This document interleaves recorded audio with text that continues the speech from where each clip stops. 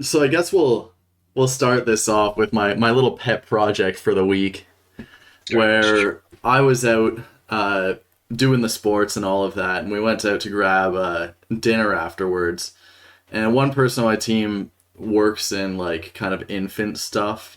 And somehow along the line of like three different conversations, I ended up creating an experiment proposal in my head, in which I remember there's this one experiment they did where they put kind of like a chessboard pattern, and they would put a baby on the higher layer of the chessboard pattern, and there would be a steep drop to a lower layer of a chessboard pattern. And the babies would just kind of crawl, and they had no depth perception. They would just fall or whatever. So that's how people kind of realized, oh, okay, that's not something that's developed in babies yet. But I thought this needs to go to its natural conclusion, where what you would do is you would strap babies onto hang gliders and send them through cities and see if they do something to avoid buildings. Now, I know that like babies wouldn't have the coordination to pull on handles or like do the things they might need to do for like hand glider operation. But maybe they like tilt their head away from the big object as it gets larger and larger and looms towards them. Maybe not. I don't know.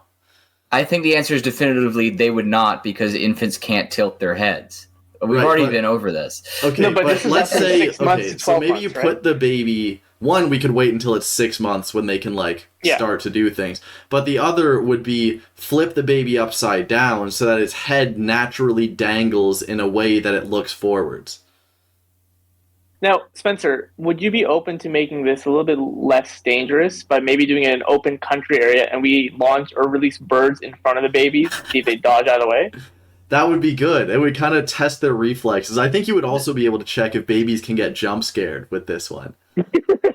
There would be a lurking variable there, though, because the birds don't want to be hit by the hang gliders. They're not going to fly in front of them. They're We just could gonna fly fly away. the birds' babies in the hang glider, so they're incentivized to dive bomb the human baby that's in the air. Well, I was thinking that we could release the birds in front of the babies, right? And so it's safer because then the birds can dodge out of the way, but it still gives the babies incentives to also dodge out of the way. Yeah, because the baby itself isn't going to do the dodging. The question is whether the baby will have some form of behavior that could be a dodging mechanism. Like, let's say it just kind of tilts its head a little bit, or like moves one arm versus the other arm in a consistent manner or something. That would be data that would help us in the future if we ever needed to, for survival purposes, strap a baby to a hang glider and send it through a city. When would that ever come up? Couldn't we just test it by throwing like a dodgeball at a baby? You're probably right. Yeah, can you just strap a baby into a chair and just throw stuff at it? That sounds pretty immoral. That sounds about 1,000 times more moral than the baby hang glider. Just throwing shit at a baby? I'm What actually type of going to say, experiment is this? I'd say it's about 1,000,000 times safer than the hang gliders. What if you hit the baby? If I'm lowballing. If I'm lowballing, I'd say it's about 1,000,000 times safer. Because, like, look, if you throw something at the baby, and what if it's just paper, just ball up paper, toss it at the baby. Baby will be fine. Okay. So let's say you throw. That's actually, I'm upgrading it now. It's 1,000,000,000 times safer than the hang glider experiment to do a balled up paper throwing experiment. I think we kind of arrived at a different problem though, where if I strap a baby to a hang glider, that's just what it is. The hang glider's flying. It's kind of neutral now. It's out of my hands whether the baby hits a building or not. So I'm kind of absolved. But if I throw a dodgeball at the baby, I am directly attacking it. No dodgeballs. Balled up pieces of paper thrown at the baby. So actually, this experiment has been done. I don't know if you guys remember, but there used to be a TikTok thread where you would throw cheese at babies. Oh, shit. Didn't some of them just start crying? Yeah, some of the babies were not happy, but I think those were the older babies. I think the younger babies were confused that cheese was just thrown on them. Yeah. Well, I guess we do have some data. It doesn't. I don't, if I recall correctly, the babies didn't do a good job of dodging the cheese. They didn't. They don't even try to dodge it. I'm clicking through this video. I have a wonder feeling if- that we already know the answer. I wonder if we should try different types of cheeses. Maybe the smell of the cheese will incentivize them to move in or out of the way. Yeah, we could. Like some because I of know these humans have babies strong react sense so of smell. slowly. Some of these babies have such poor reaction that the cheese hits their face. They wait a second and then they react. Okay, so again, if you throw a balled up piece of paper at the baby, their reactions are too slow. They wouldn't be able to figure it out. But if a building is slowly looming towards them, they might have time to figure it out. And it would also check if we do have some form of innate air maneuvering thing in us. You know, because I wouldn't. What? Why? I Why wouldn't would be it matter shocked. if we have an innate air maneuvering thing? Well, I mean, we're clearly look. capable of maneuvering in the air. We can fly planes and shit. Yeah, it's science, baby. Like, you gotta learn somehow. But we already know the answer. We know humans can navigate in the air. It's not like there's like But it's not can like we've babies? never flown planes before, and Is we need it to figure innate? out whether it's possible. Is it innate or is it purely learned behavior? I think it's learned behavior. Yeah, it certainly is learned behavior. I think, right? But some of it might be innate. People have been like jumping off of rocks for a long time, and we have some innate ability to orient ourselves as we're flying off of the rock. That's unrelated to the baby hang. That's a completely different situation than hang gliding. Yet somehow related. Not related at all, actually. Except both of the times you're in the air.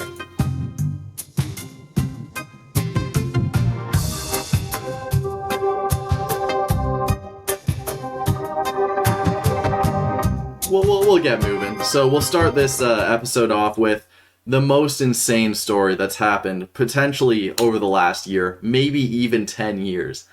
Fellas, Polyevra ate an apple. It's a bear. So essentially, as Polyevra was expertly chomping away at an apple, reporter asked Polyevra some questions about populism and divisive language, to which Polyevra responded, "What do you mean?" So the reporter then, just following through like a robot, compared him to Trump and said he used ideological language. So Polyevra said that he doesn't believe in left and right. So naturally, the reporter just never mentioned Polyevra, how he brings up left and right frequently, and just kind of kept moving on. And when talked about, oh, you're compared to Trump, Polyevra said, "What people?" And there was no retort. It was this. The reporter fumbled every single bag that could have been fumbled on this. I gotta say, no evidence for any of his claims. And I don't know how he was supposed to provide it, like whip out his phone or something and start showing Polyevra phone videos. That would be funny. But yeah, Polyevra coming off as a little smug, but I gotta say, it was right for the situation.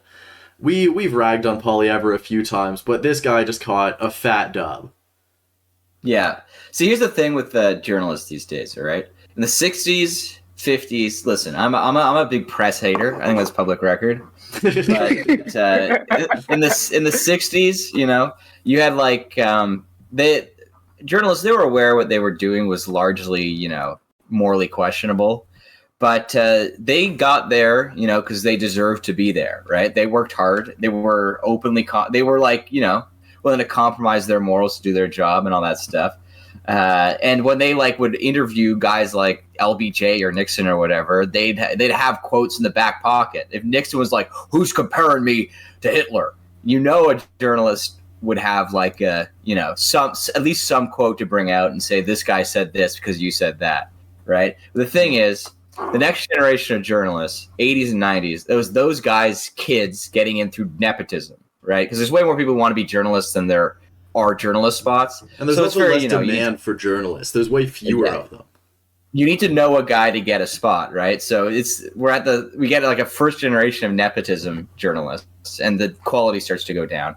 We're now in like the second generation of nepotism journalists, where like the nepotism hires of nepotism hires, folks, they're not sending their best. All right. Okay. We're at an all-time low of journalistic skill right now. What? So, a different take on the plight of journalism and how it's completely died over a few years.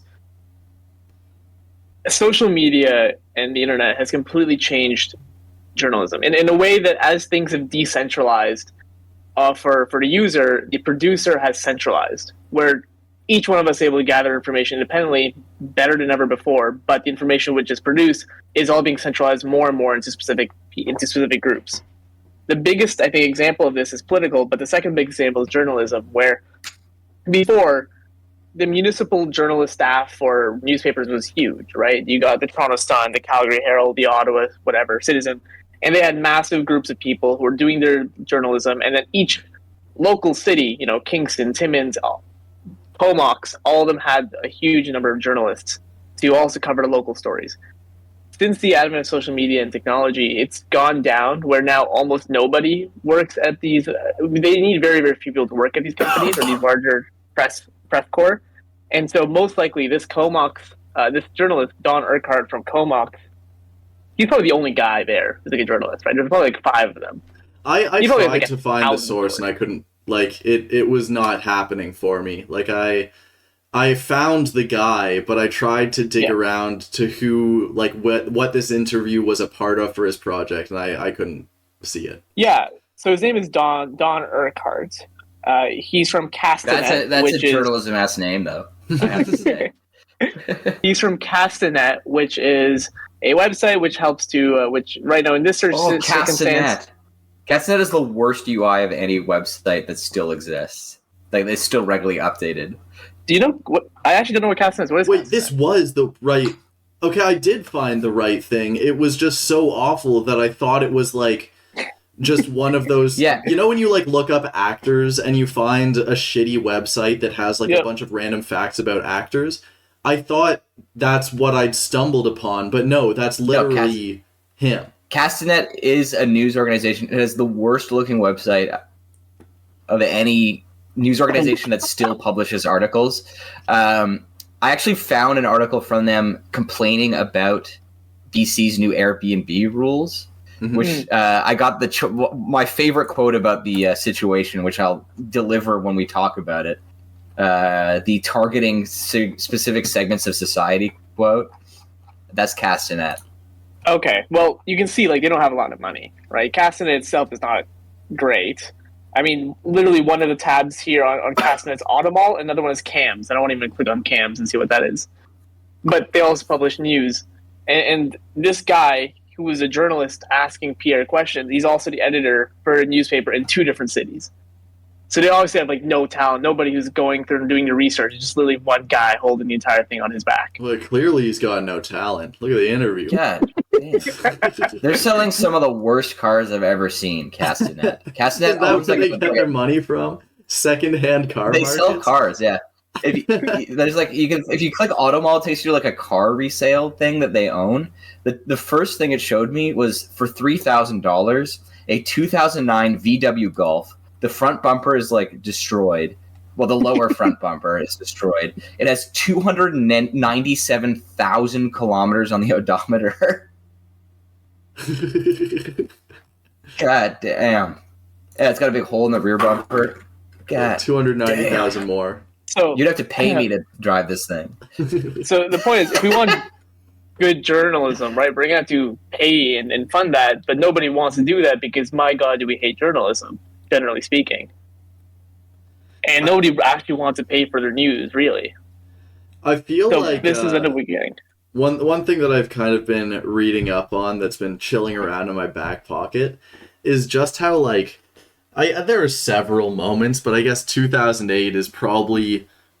I guess COVID is the most notable recent one. But I have a feeling 2008 COVID, stuff like that, we've had a bunch of big moments where just faith in institutions has been completely decimated. Ever since, who was it that said, which one was it that said, the problem is government? I mean, so many people have said that, but it could be Ron Paul or the Tea Party. Or... You can buy 2024 I was thinking it was either Thatcher Automall. or Reagan, maybe Nixon. I'm just forgetting off the dome right now. But ever since kind of... Sorry, you can buy a 2024 sedan from Castanet Auto Mall, but it's got like a manual transmission. I didn't know they still made Mitsubishi Mirages with manual transmissions. I'm shocked there's any manual transition being made these days. Well, sports cars still have them. Yeah. But like a family sedan, usually it's automatic. Yeah. But yeah, ever since that first big claim by one of the people I mentioned of like the problem is government, that's kind of stuck around. And ever since then, we've been, the whole neoliberal project where institutions have been in decline. And then whenever people need to rely on the institutions, the only part that they have any actual democratic say in, it fails because it's been in decline. Then when it fails, you trust it less. And then you trust it less, you give it less, and then it fails. And it's like, we're kind of in this spiral right now. And journalism is definitely in there, where it's like, oh, okay, we hate the news, so we'll pay for less and less news. So, like, it's been kind of replaced in a big way by social media, who doesn't have to pay news places that they get their news from right now. And then, like, the news places make less money, so then the news you get is A, shittier, and B, more clickbaity. And then people are like, why is the news so shitty and clickbaity? We need to stop paying for this. And then you just get more shitty clickbaity news. And I feel like we're, they're not thriving out there. No, they're stuck. I don't think that's downstream in neoliberalism, though. Because, like, there are still state broadcasters that are, like, well-funded and exist. And they said they tend to do a pretty good job, like CBC.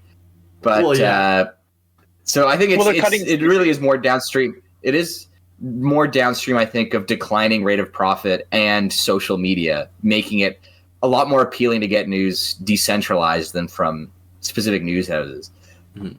So I think some things are well, I think some things are going to be good, right? For example, Globe and Mail and New York Times are two classic examples where most of their money doesn't come from advertising anymore. It mainly is coming through subscriptions, which is fantastic, as it should be. But local newspapers like the Kelowna Daily or whatever it's called, they're going to get completely obliterated because who's going to read that, especially from a big audience? And who's going to pay for that? Who's going to pay to watch your reporter get owned by Polly Everett eating an apple? Like you'd literally, if this happens, actually, a lot of people get paid your for that. Subscription right off the bat. You'd sit there and be like, "Damn, I'm watching just to pay. I'm paying to watch this guy lose." That shit's embarrassing.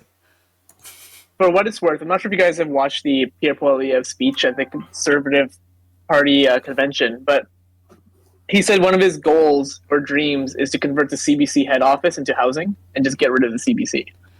So we are going down that track, even with the state broadcaster. Yeah, getting rid of the CBC would be a fucking travesty.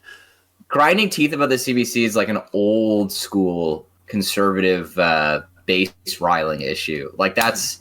the Harper was beefing with the CBC, I remember, back in like the early 2010s. It's ironic because the Conservatives formed the CBC. It was Bennett, but right? Prime Minister Bennett. Yeah, R.B. Bennett. I don't think the CBC will actually go anywhere if Poilievre takes power, but it would be a damn shame to lose it. That's for sure. I know that they've confirmed they're going to keep Radio Canada public, so just the English CBC will be gone. The French CBC will stay. Hell yeah. Maybe this is good, actually. When they say demolish the CBC is, I think it's technically responsible for certain non-public facing services like automated weather broadcasts for like air travel in the far north and shit like that. Is that going to be gone too? Because that's going to make bush piloting a lot more difficult. Because there's no way a private corporation is taking up that problem. That might just become a government thing, right? Yeah. I mean, I guess we'll know in 2 years. Yeah. Yeah. I guess we'll see what happens. Yeah. I mean, it's looking like Poilievre will win the next election, so I guess we'll find out. I mean, he's got the big shout-outs. I think, was it Elon Musk replied saying, "I've never heard of this guy, but he's awesome." So that's really... he's something. I'll tell you that much. So he's going to be getting some more attention. That guy's got a big following, so 338 federal projections are going They're worse than I remember. Look at this shit. Yep. Look It's at this 40%, 41% actually. I'll describe this for the folks at home, but the Conservatives are going to win every province except Quebec, including the Maritimes. Yeah. Oh my god. Yeah, we're in for a wave. It's Jover. It's so fucking Jover. It is Jover. There's like no one we know that can stand up to Poilievre if he keeps eating apples. Yeah. It's so Jover. Newfoundland's going conservative. Bro, Newfoundland, Nova Scotia, PEI going conservative. It's never been more over. Look, yeah, I mean, Newfoundland was the founder of the anybody but conservative movement, right? So if they're going conservative, it's bad. And the territories aren't even going liberal; they're going NDP. Didn't the Liberal Party is like about to cease existing altogether again? It's weird because the Liberal Party is the most successful party in the entire Western world. No political party's been more successful than them. It's the most successful party outside of any de facto one-party state. Basically. Well, didn't France just recently go through the exact same thing with Parti Socialiste? Yeah. So who knows? Maybe we're just hitting our stride right now. Yeah, I'm kind of hoping we do a early 1900s UK thing where the left just hops over to the Social Democrat Party and the centrist party collapses, which happened in the UK in the early 20th century. It used to be liberals versus conservatives, and then in the 1920s it switched to Labour versus conservatives, and the liberals just completely collapsed and are now basically like a fourth party in the UK. It's horrifying for the party. I mean, west of Ontario, right? The most western liberal seat provincially in all of Canada is one in Winnipeg. There's one in Winnipeg. Outside of that one, the second most western, I believe, is in Toronto. Shit. So there's nothing going on for a Liberal Party provincially west of Manitoba. God damn. There's only one premier who's Liberal, and that's in Newfoundland. If you look at the the error bars on the 338 seat projection chart, it puts conservative majority like at 100% certainty. Yeah, holy moly. Yeah, the left side of the bar is the leftmost size of the lighter bar is a win still, is a majority. Yeah, the confidence interval is like at the minimum conservatives get 51% of the seats, and at maximum they get like 75%. Yeah, the only Liberal leaders left in power in Canada, outside of Prime Minister Trudeau, of course, is Newfoundland and the Yukon. Mm-hmm. So I guess they'll be the bastion of liberalism going forward. How many seats does the NDP have now? Just in the current session? Provinces, please. Seats. There are... seats, 25. Okay, so they're projected to get around 20. They can stretch from 12 to 34. Yeah. They've gone down. They've lost seats to the Conservatives according to their projection. Yeah, it's hilarious how much the NDP has fumbled the anti-establishment bag right now for capitalizing on the current crisis. I think there's a few things. We haven't seen the anti-immigration vote play out yet. I think that's going to become a big deal in 2 years if housing prices go up or continue to go up. So whoever comes out first saying they're going to either stop international students or decrease international immigration, I think is going to get a huge amount of votes. I'm just trying to figure out which one of the parties is going to go that far. Mm-hmm. Holy shit. CPC majority, 95%. CPC minority, 5%. Liberal Party minority, less than 1%. So, yeah, the Conservative Party leadership is greater than 99%. Which is just like in case this happens, we were technically right. Oh my god. Even if every other party teams up, the Conservatives will lead by over 100 seats. Look at this. There's so many interesting ways we can go with this, right? Because the Conservative coalition has changed so much. I mean, you guys remember the Harper days a little bit, where the Conservative coalition was basically centrists plus right-wingers, mainly rich people, mainly small business owners and working class, but not too union-focused, right? And not young people. Young people will vote NDP or Liberal, same with the Unionists. Now things have completely changed where union workers are going hard for the Conservatives. Young people are going hard for the Conservatives. really only the boomers are sticking with the liberals, and you Democrats are just kind of in nowhere. Well, yeah, I think, the liberals have had power for long enough, and all the young people are just like, bro, we can't afford housing, food is expensive, like, it's shit out here. And as you said... The thing is, the NDP should be primed to step up then and be like, we have a solution, bring back social housing, bring back government investment in the economy. It's unreal how much the NDP has fumbled this. This is like crazy. They should be neck and neck with the Conservatives right now if the Liberals are doing this badly. It is kind of strange just how, I hear about conservative stuff, like conservatives fairly often. I hear about liberals all the time because they're in power. I hear nearly nothing from the NDP. And, like, I know it's there, but they got, like, nothing notable as far as I hear. Like, I'm sure they're doing something, but it sure isn't out there. Trey, if this happens, if this outcome happens, the NDP loses seats somehow to the Liberals eating shit, and some NDP seats even flip Conservative. How do you rate the survival odds of the Jagmeet Singh leadership? No, it's going to be gone. The bigger question is he going to be gone the day of, or is he going to be gone a week later? Yeah, he's going to have to resign. This is pretty crazy. Yeah, and to answer your question, Spencer, the NDP has been doing things, but message discipline is a huge part of politics, right? Most people don't hear messaging until it's been a few weeks since the message was first put out there. Yeah. Unless it's something which sucks up the oxygen from the room, like maybe a war going on internationally in the Middle East, which could take up oxygen. Yeah. The NDP's biggest things is they keep focusing on too many things instead of the one big thing. And the only message which has permeated the general population is that we're working with the Liberals for some things. And nobody wants that when the Liberals are so hated right now. Yeah. The Conservative vision is so simple. We're going to get government out of the way. That's how we make things cheaper, just get government out of the way. And everyone knows that. I always like the NDP and stuff like that, I'll see them kind of doing something around. Whenever I'm looking into anything, they always have kind of a little remark, but it's kind of like the guy in the back of the classroom raising his hand and then, like, saying something when he's not picked. Yeah. And then you just, like, the Conservatives don't have to worry about it. They just don't care. They just say the same I feel like the NDP... My ear to the ground of the Neanderthals that post in Reddit and YouTube comment sections is that the NDP is kind of getting flack right now for propping up the Liberal government.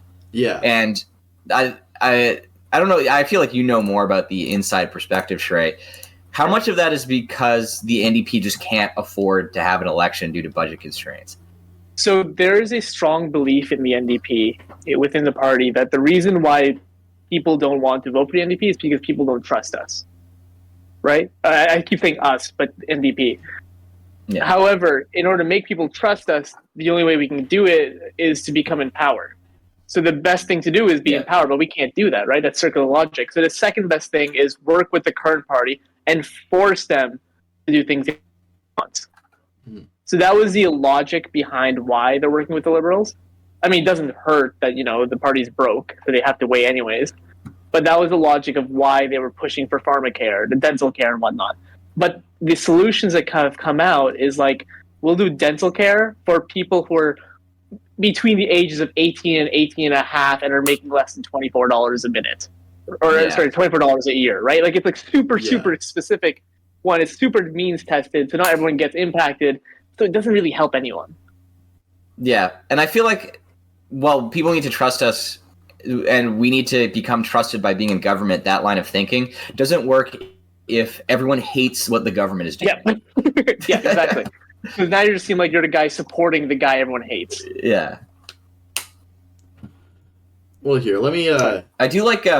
we only have limited time this episode, so I'm just going to move us on to another little thing that's popped up recently. Now, Shrey, you said that this started years ago, but Shane Pinto with sports betting popped up this week. I believe he's banned from some games with the Ottawa Senators. 41, I believe, yeah. An NHL player is found to be gambling on sports. Supposedly it's not any NHL games. And the league technically has no rules against betting on other games, but, you know, being a professional athlete and betting on sports is dubious at best.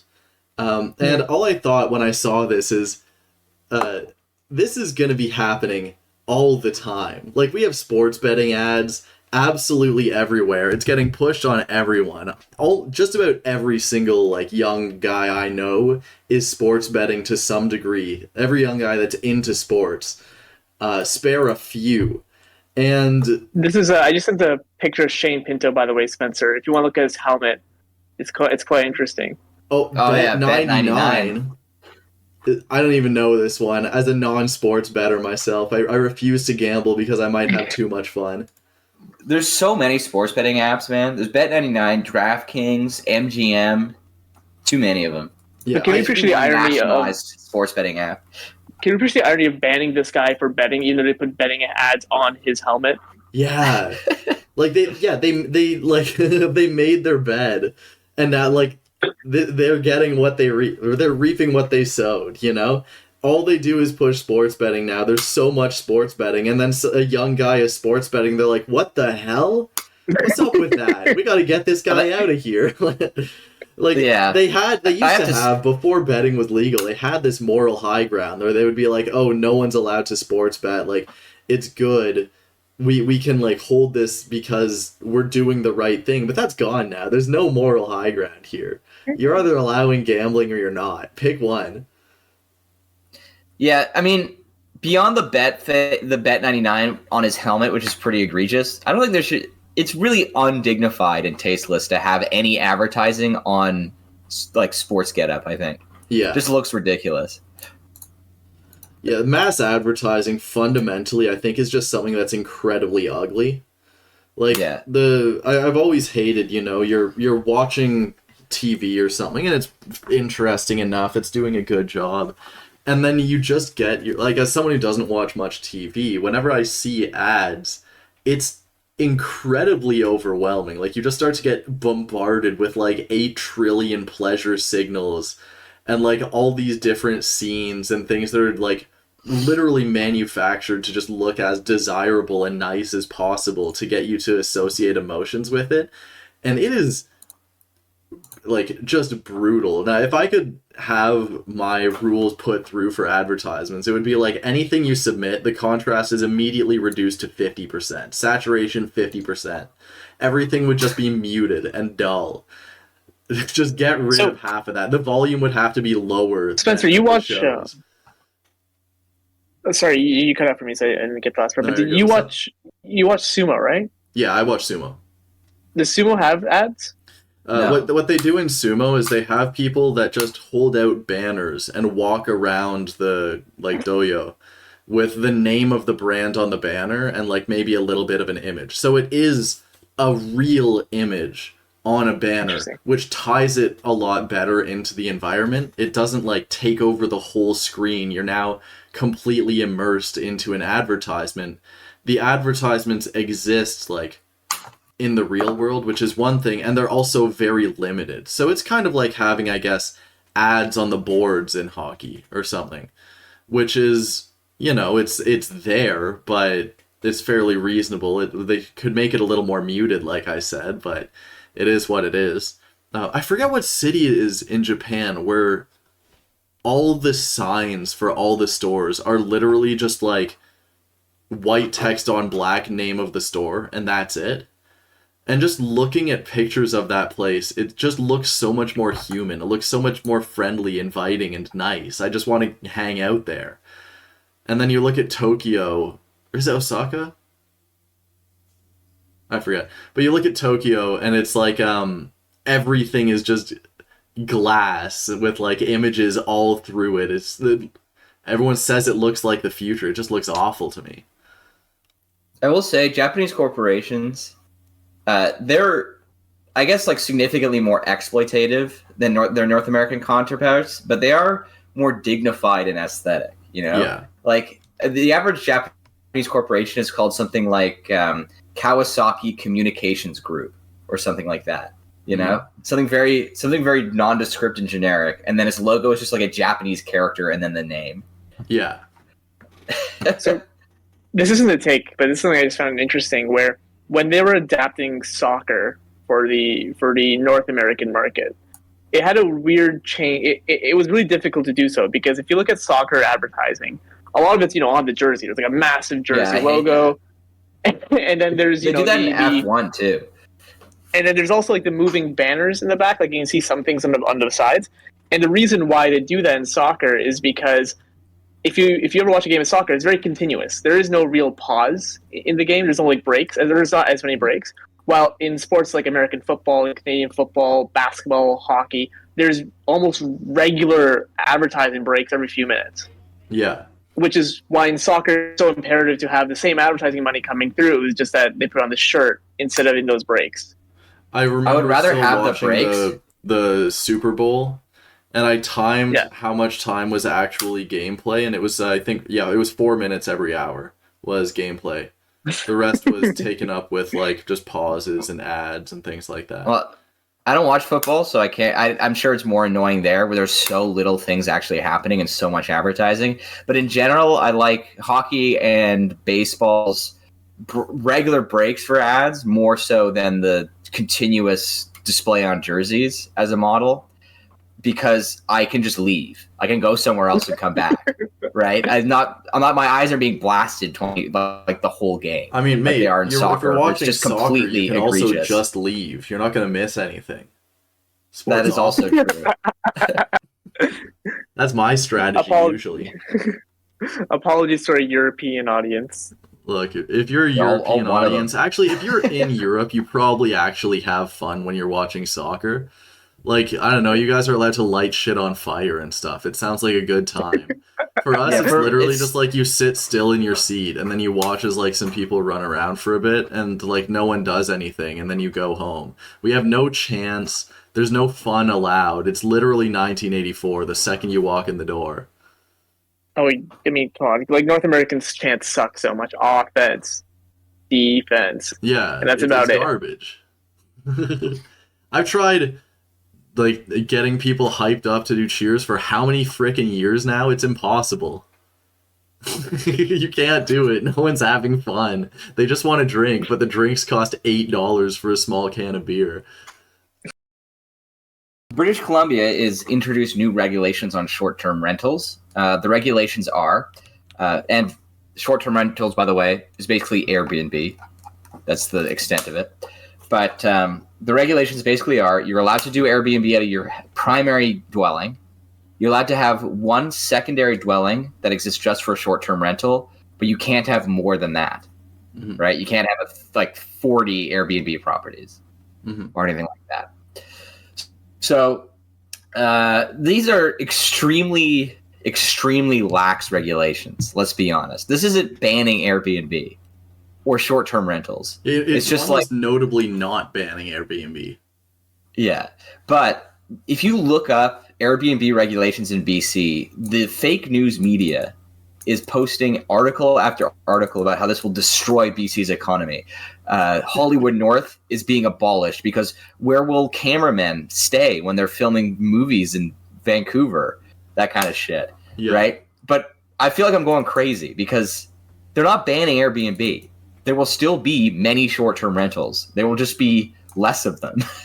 I have noted there's been a big wave recently. Though I think the mom and pop landlord has been like that story has been running strong for a while.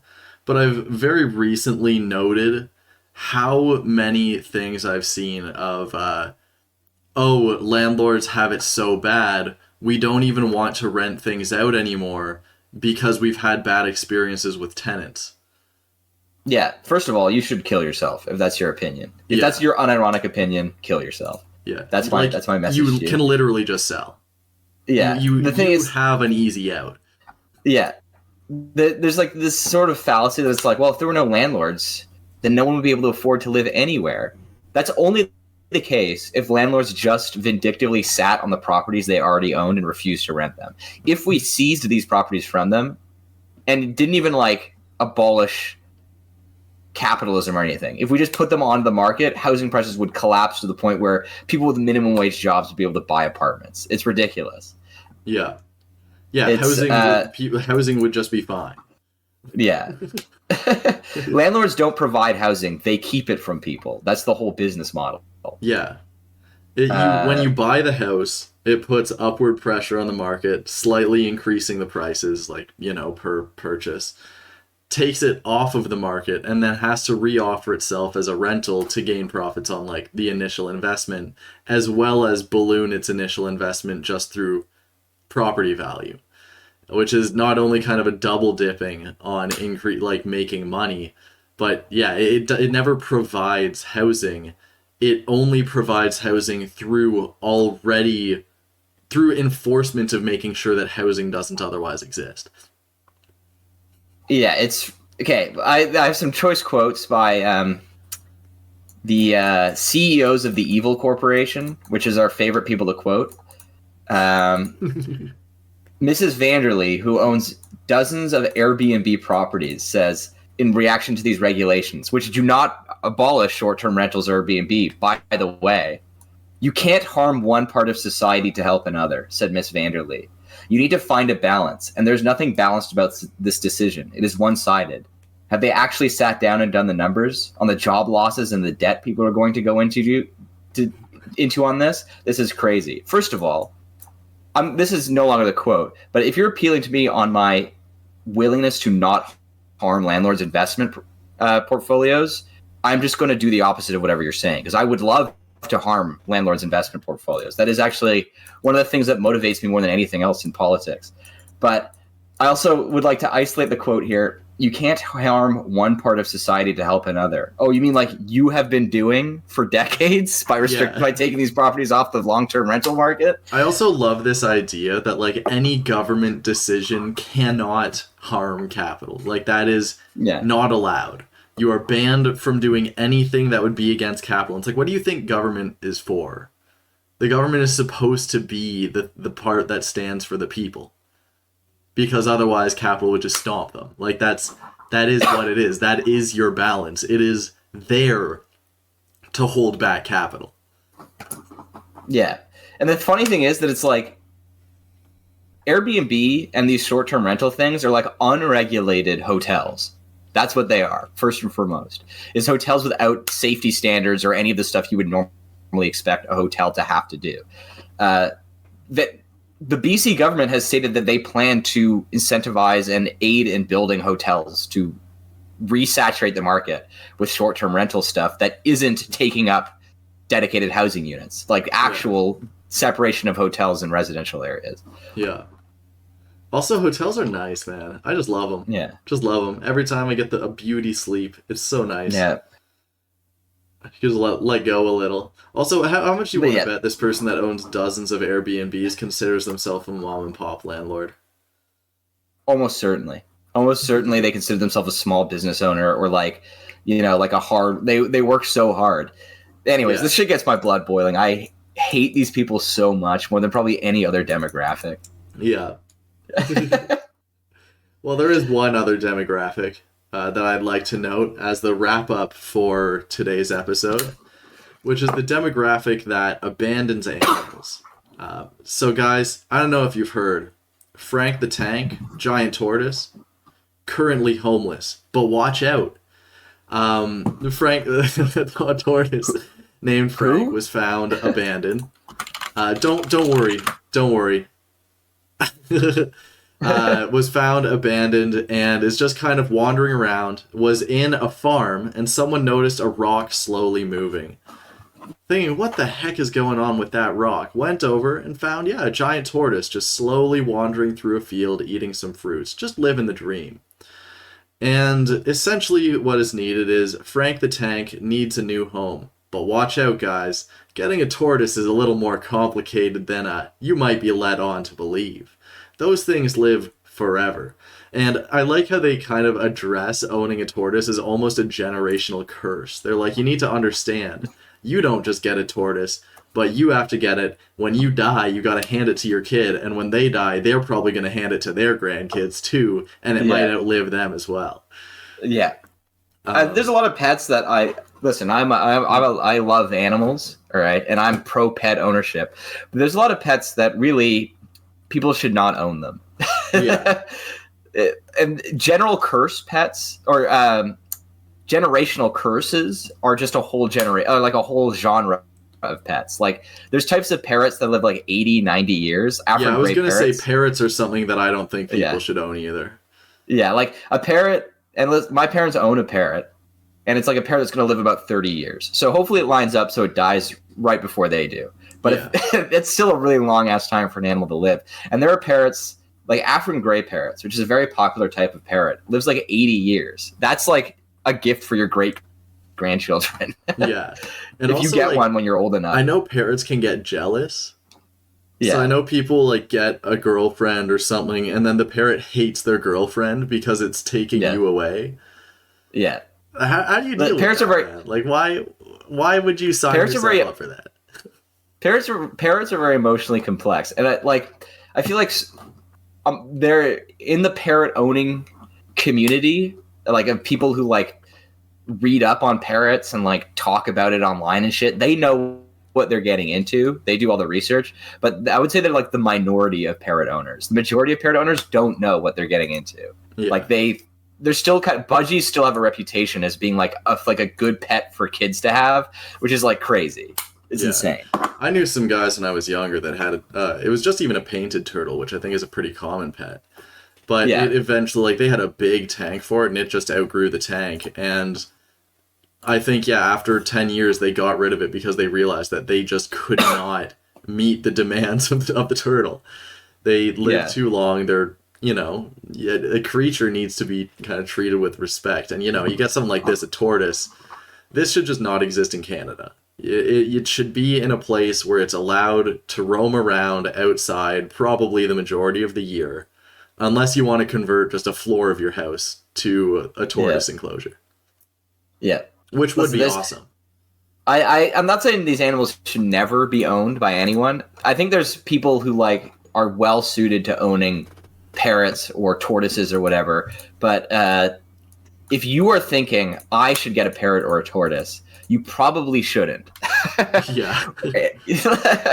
I know a ton of people as well where like university pets was something that I beefed with heavily back in the day. I know a ton of people that got dogs in university, and every single time that dog came out fucked up. Like just and it's crazy because just biting everything, ruining houses. Like it's just not the place to be to own a dog. You're gonna have like parties, tons of people around. You're not old enough yet to really get it, and it never worked out. Yeah, it's also like crazy because dogs, and to a much lesser extent cats, are literally evolved to hang out with humans and in pretty stressful circumstances. So if dogs are getting fucked up, if you're fucking up a dog emotionally, like the dog is going crazy because you own it, you are so unsuited to own a parrot or a tortoise or any exotic animal that you should like go to jail if you buy one. Dare I say, if you fucked up a dog, you've really screwed the pooch. Yeah, exactly. You are unsuited to exotic animal ownership if you can't even take care of a dog. Yeah, but university students, they're already at like, in their low 20s. And if at that point they can't figure out owning a dog, they can't figure out owning a parrot. And at that point, a young parrot will outlive them, aka just stop that shit. If you live in like a communal place, cool, go for it. If you're like in old Hawaii, sounds awesome. If you live on a pirate ship, you can consider getting a parrot. Yeah, because when you get killed by a pirate aesthetic, that's respectable. Yeah, if you get cut in half by a cannonball, your first mate can inherit it, and the parrot's already familiar with them because they live in communal circumstances. Yeah, but they're like, a part of the ship, a part of the crew. Yeah, but if you live in like Toronto and you've never owned an animal before, maybe consider starting with a dog. Yeah. Or something just one of those shit pets, like, hamsters. Where it's like they one of die those pets that basically like just because they're designed to die in a couple of years. Yeah, one of those pets that like if you don't kill it by accident, just kills itself eventually. Just through its own stupidity. Yeah, things that age out fast. Give yourself a couple of years to figure out having a pet, get into a routine, get all that. Do a hamster or something. The hamster goes well, consider getting a dog. Don't get a small dog. They're all awful. I hate all small dogs. They should not exist. Every single small dog I see, it ruins my day. So get a larger dog and work with that. Yeah. I think you should ramp up. Start hamster. The hamster's going to kill itself eventually, even if you don't kill it. Then go rat. Rats only live like 12 months to 18 months. Yeah. But they're like smart, so they'll like you and get along with you and stuff. So it will give you some of the better experiences of owning a pet. Mm-hmm. Then you can go rat to like guinea pig, then guinea pig to dog, and then like just stop there. Don't go. I had a guinea pig and all it did was shit everywhere.